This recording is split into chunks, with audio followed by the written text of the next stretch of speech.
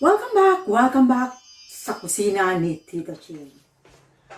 Kung bago ka lang dito sa channel ko, please hit the subscribe button and smash that notification bell para lagi po kayong updated sa mga videos na i-upload ko. Salamat! So ngayong gabi guys ay gagawa tayo ng fruit dessert. Ayan.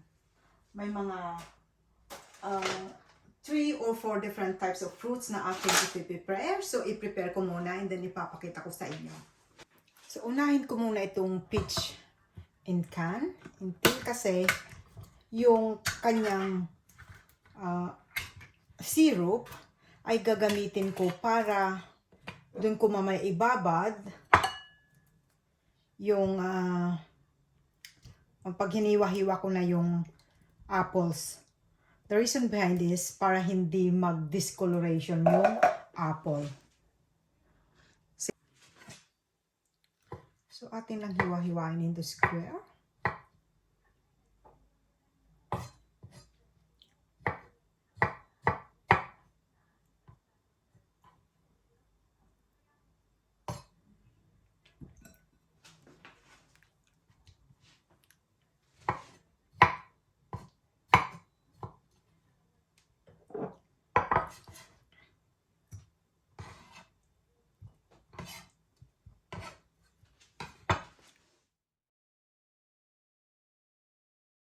Isunod natin na i-prepare yung ating apples.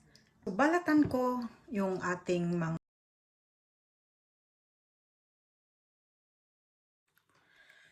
So guys, yung the way na mag-peel ako tong ating apple, you do not copy it unless that you are really expert. Use the peeler guys rather than this. Because this is how we peel before when I was growing up. That's why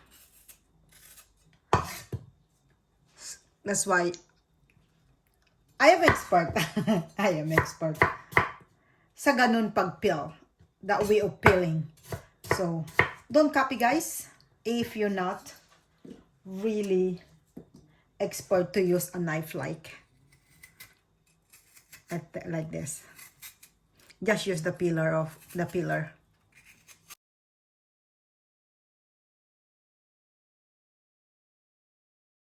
So next fruit that we're going to slice is the grapes, green or grapes. We have here 1 cup of peach, 1 cup of diced apple, 1 cup of seedless green grapes, 1 egg yolk, and we have here as well 400 grams of cheese, soft cheese, 1 condensed milk, and you need as well a 200 grams of chocolate bar. It's all done. It's all been prepared, sliced. So next is we're going to prepare now our other ingredients, which are I got here the soft cheese, or called it cream cheese, okay, and a condensed milk. I have a condensed milk here, and then let's go and prepare it. Now that our pot is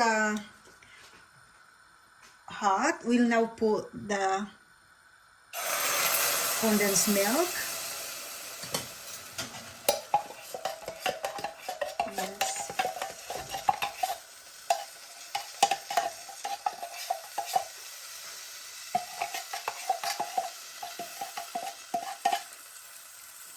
Okay.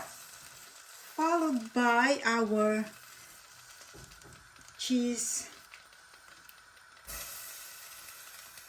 cream cheese. Yan.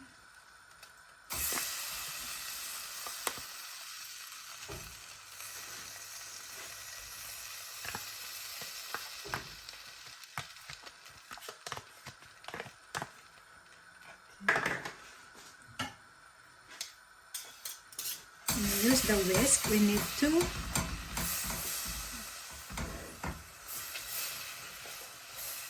whisk constantly. Yan. Until we reach the desired thickness.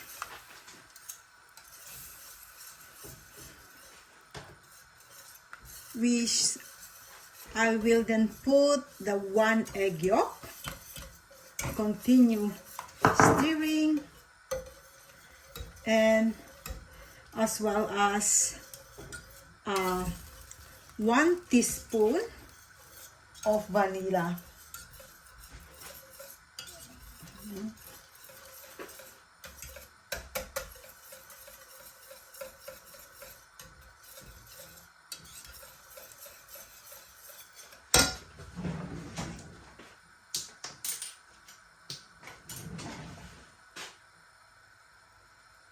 Okay, that's the vanilla going in. Uh-oh.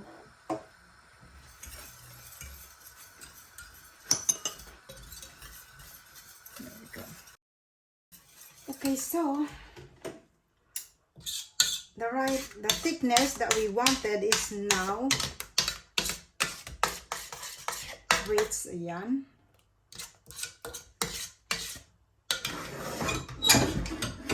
That's it. The fruits that we have prepared earlier, we will then put in this bowl.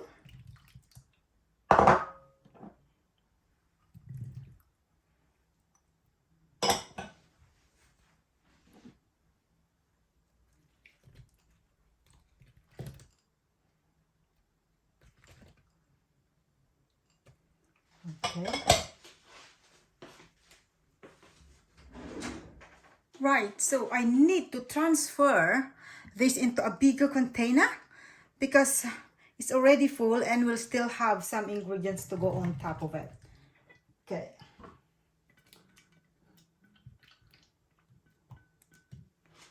There we go.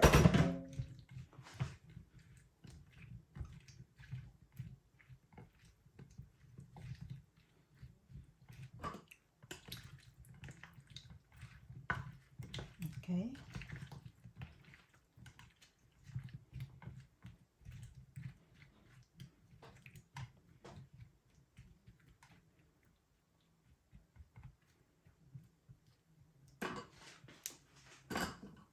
So what we do next is to pour the mixture that we've done.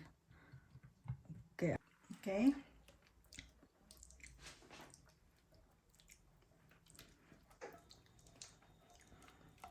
That's the mixture that we did earlier.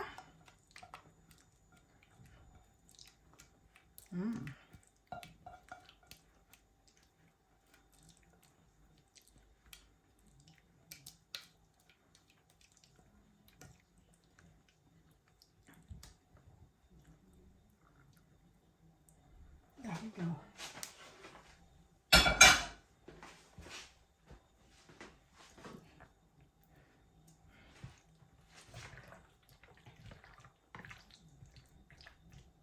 So we just mix.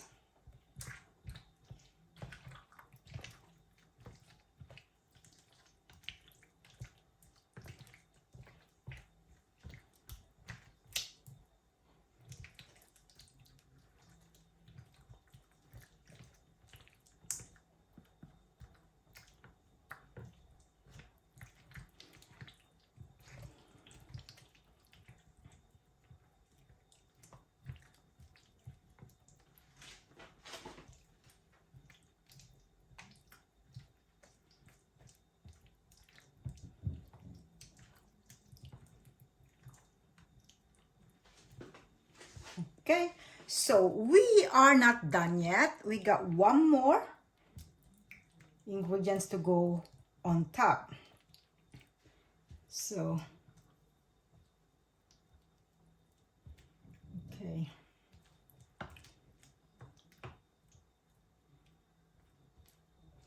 This is a very good, very nice dessert, fruit dessert when you have a party or even just a normal day.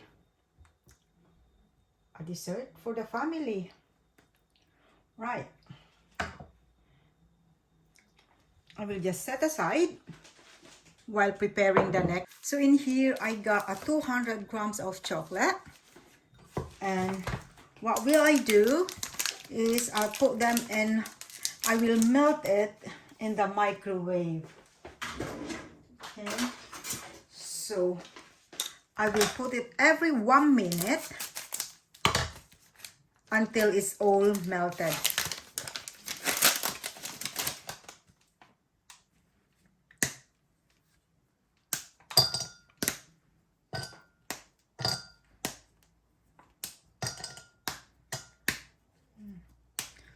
We will just break it.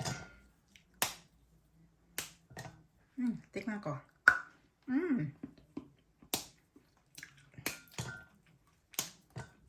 My husband bought a dark chocolate. So when this chocolate is completely melted, we will then mix another 100 grams of soft cheese, and then I'll show you in a minute the last step.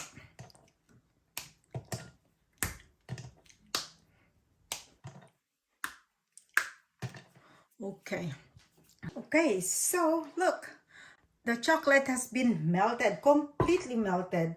So it took about 3 minutes before it's completely melted, but you have to do it every 1 minute, not just go straight for 3 minutes. Okay, right. So what we're gonna do next is to mix another cheese. We will mix them together. Okay.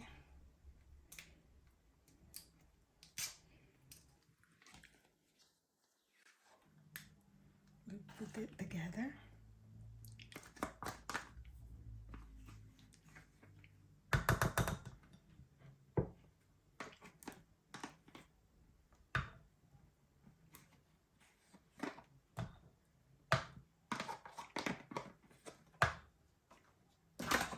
We'll put the other one.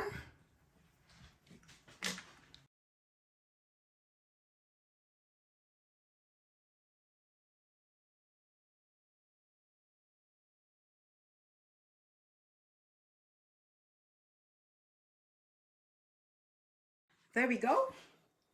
It's all now mixed well. The melted chocolate plus the cream cheese has been mixed very well. So what we're gonna do next now is to pour it on top of our fruits that we prepared. There we go. So we will just put this on top now.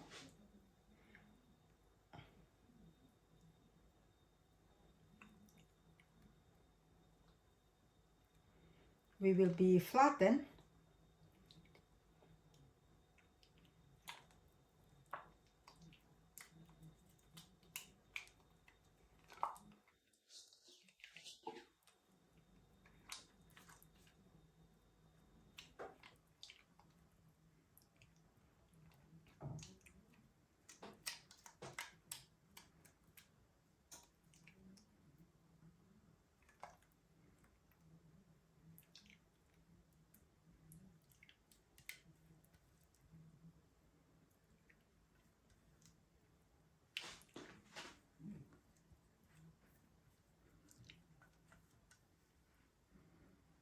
To get it all.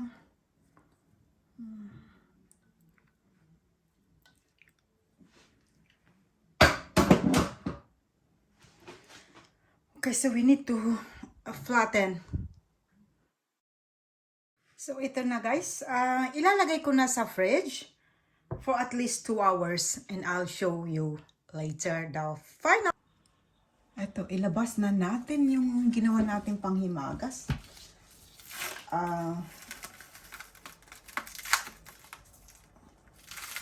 Ginawa ko to late na kagabi. So, ngayon, kinabukasan, ito na ang kalalabasan.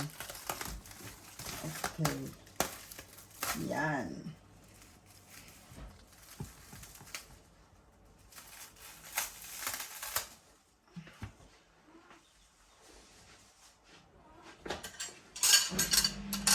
Titikman natin.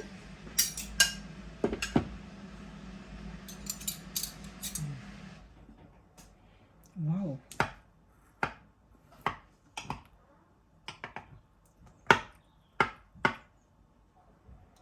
Ang ating panghimagas.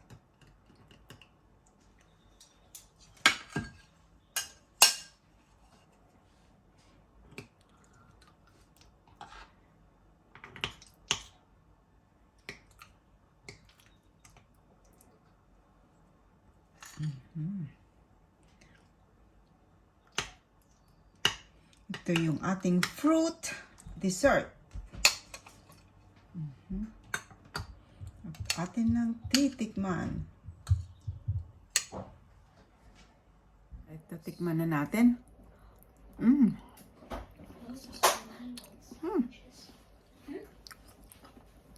Very tasty. It's a fruit dessert, Sophia.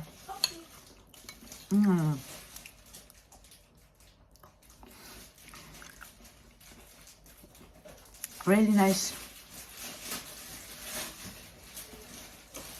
Thank you for watching, guys, and if you want to follow this recipe, just check the description box below. Bye. Shout out po sa ating mga channel members. Please support and do connect to all of them. Eto na po sila.